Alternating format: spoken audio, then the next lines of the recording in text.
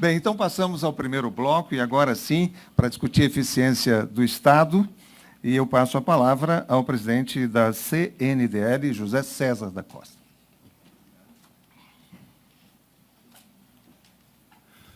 Bom dia, Ciro. Bom dia a todos. Bom dia. Seja bem-vindo, mais uma vez. Nós, de certa forma, fomos citados várias vezes nos seus discursos. Eu hoje, representando a CNDL também, que temos o SPC como braço direito, então existe uma vontade muito grande de todos de conhecerem os projetos que já foi citado. Mas a minha pergunta é sobre eficiência de Estado. Você, como já foi prefeito, governador, ministro, já foi presidiu entidades, enfim, tem uma experiência enorme. Nós queríamos saber das reformas necessárias para o controle das despesas públicas e para a melhoria do Estado.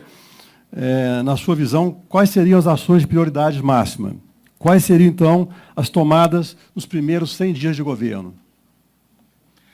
Não haverá comigo esse fetiche dos 100 dias. Isso é coisa da imprensa e eu deixo a imprensa se divertir com as suas frivolidades, porque não é a minha tarefa. O que eu penso, entretanto, é que o Brasil precisa dedicar os 6 primeiros meses de qualquer que seja o governo que nós constituamos a um imenso, generoso, fraterno debate sobre as reformas que nós temos que fazer. Eu direi quais são as minhas propostas, mas primeiro é preciso dizer como fazer para um presidente reformista não ser, vamos dizer, sabotado por um Congresso reativo, presa de lobbies, grupos de pressão conservadores.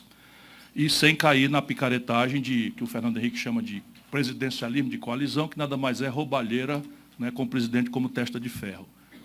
Isso é o que nós assistimos ao longo dos últimos 20 anos. Isso já está provado, não funciona. Então, a questão básica é que a gente entenda que a nossa engenharia institucional, copiada dos norte-americanos, é organicamente avessa à reforma. Nós adotamos um presidencialismo com uma Constituição rígida, que exige 3/5 e é explícita na conta de 380 artigos e mais 100 emendas. Fora os capítulos, incisos, alíquotas, etc. E cada vírgula dessa, para ser mudada, demanda 308 votos em 4 sessões, 2 na Câmara e 2 no Senado, com intertício de tempo para dar tempo ao pessoal se arrepender ou o lobismo atuar. Portanto, tudo que está errado no Brasil, acreditem, não é porque tinha um manual de fazer certo e os caras são tão picareta que fazem tudo errado. Aí está porque há uma brutal distância entre o político que vai ao povo se constituir, adquirir o mandato, e o político que exercita esse mandato. E não é culpa propriamente dos políticos, como a gente gosta de fazer, embora eles tenham, nesse momento especialmente, uma culpa terrível. O problema é que 76% do povo brasileiro, 3 meses depois da eleição, não lembra o nome do deputado em quem votou.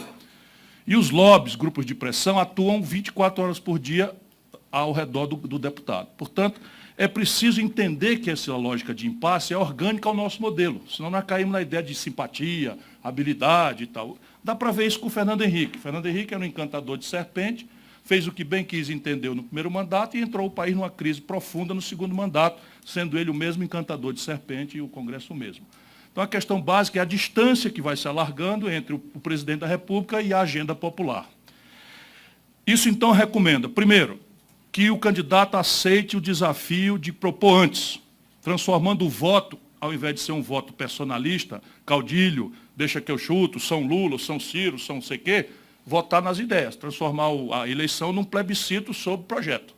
Ou seja, forçar a mão para que o povo vote, para além do cidadão, no projeto, levar pancada por isso, levar crítica, ser debochado nos memes da internet, e tudo bem, está tudo certo. E se ele se eleger, a distância diminui muito, porque foi eleito ele com a sua ideia.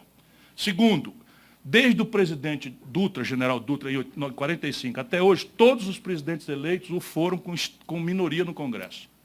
E todos tiveram poderes quase imperiais nos 6 primeiros meses a 1 ano. Portanto, o tempo da reforma não são 100 dias, são 6 meses.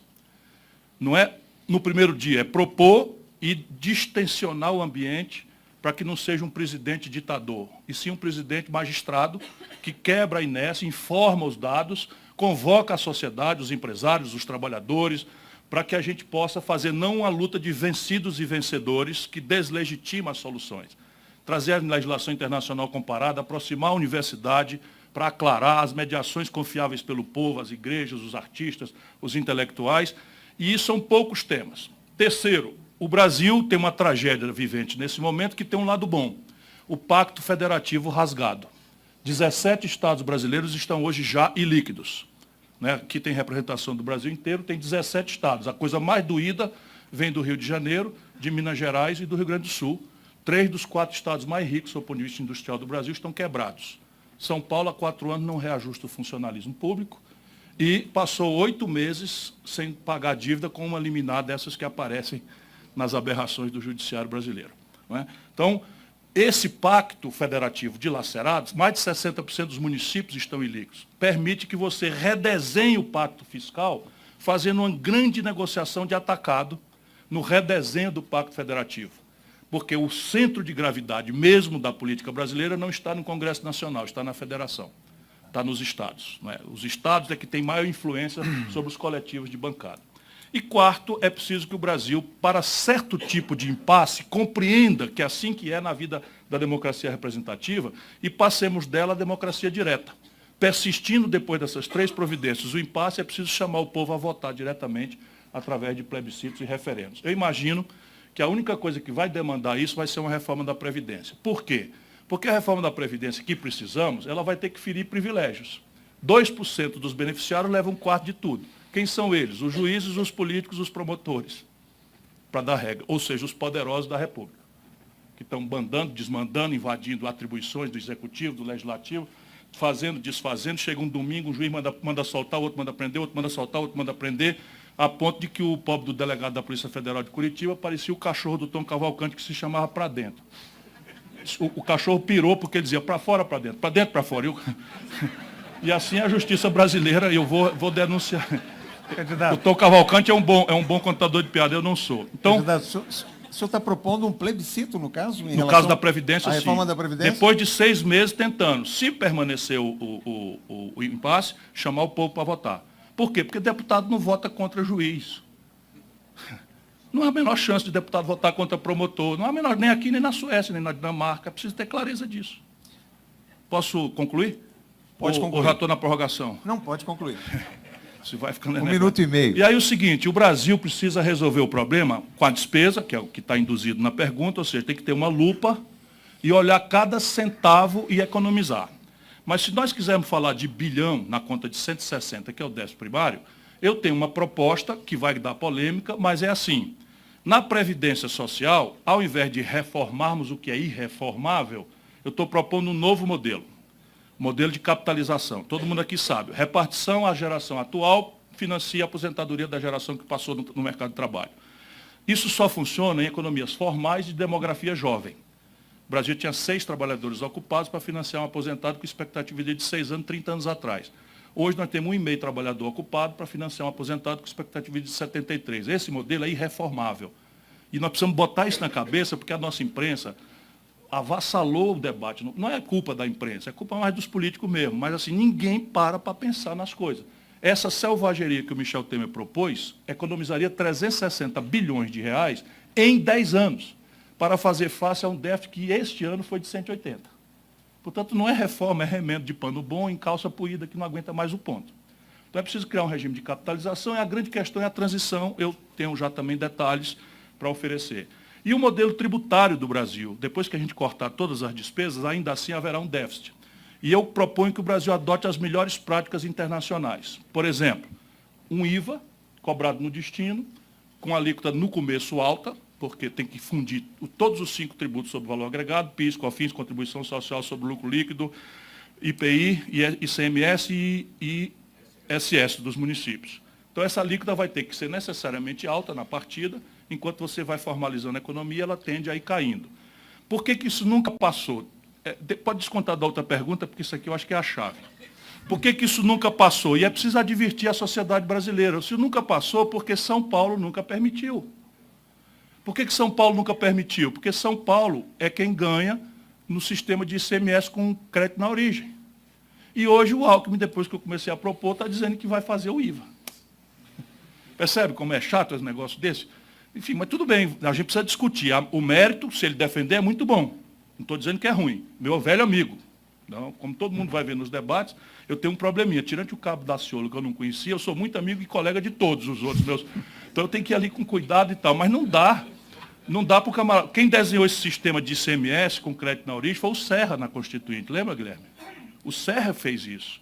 E assim, e você não vai desmontar esse sistema de crédito na origem sem São Paulo, Rio de Janeiro, Rio Grande do Sul e Minas, que são os estados industriais, serem compensados. E aí os estados periféricos do Nordeste, eu governei um deles, também não querem porque transformaram o ICMS numa ferramenta de atração de empreendimento industrial. Então, esse é que é o busilis. A nossa proposta, que é amadurecida pelo Instituto Brasileiro de Estudos Fiscais, uma coisa assim, que é o Nelson Machado e o Bernard Pi, é fazer uma alíquota miudinha que vá descontando ao longo de 30, 40 anos. Que aí você vai fazendo as compensações, o que cobrar aqui, deixa neutro e vai permitindo que as coisas os medos sejam superados. E depois nós vamos ter que conversar sobre uma tributação mais progressiva de heranças, das grandes heranças, em linha com as melhores práticas internacionais, e tirar as incidências da empresa no faturamento e transferir para o resultado, que é o que o mundo inteiro faz, menos o Brasil e a Estônia, num tributo progressivo também sobre lucros e dividendos. Muito obrigado, candidato. Para além disso, 354 bilhões de reais são as renúncias fiscais. Se o déficit é de 160, nessas 3 providências aqui eu resolvo em 24 meses, que o Alckmin também repetiu que vai fazer em 24 meses. No meu caso, está aqui os números. E aí, por que não é 12 meses? Porque, tecnicamente, dá para fazer logo. Porque o Brasil tem essas peculiaridades políticas, nós introduzimos na Constituição o princípio da anterioridade. Então, qualquer engenharia que mexa na tributação só vige no ano civil seguinte. Portanto, é 24 meses o prazo.